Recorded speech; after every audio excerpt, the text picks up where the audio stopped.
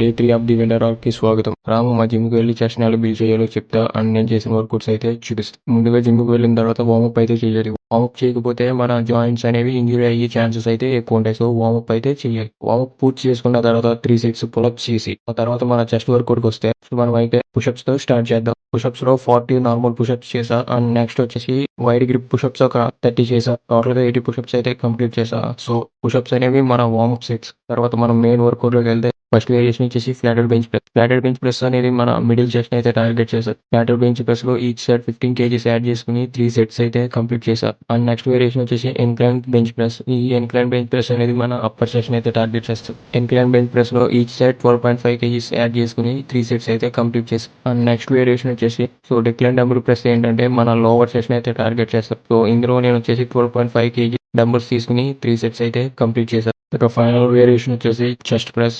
So దీంతో మన workout అయితే ముగిసింది. చెస్ట్ వర్కౌట్ లో 4 వేరియేషన్స్ ఆఫ్ వర్కౌట్స్ అయితే ఫినిష్ చేసా. ఫైనల్లీ మన చెస్ట్ కండిషన్ అయితే ఇలా ఉంది. See you on next video.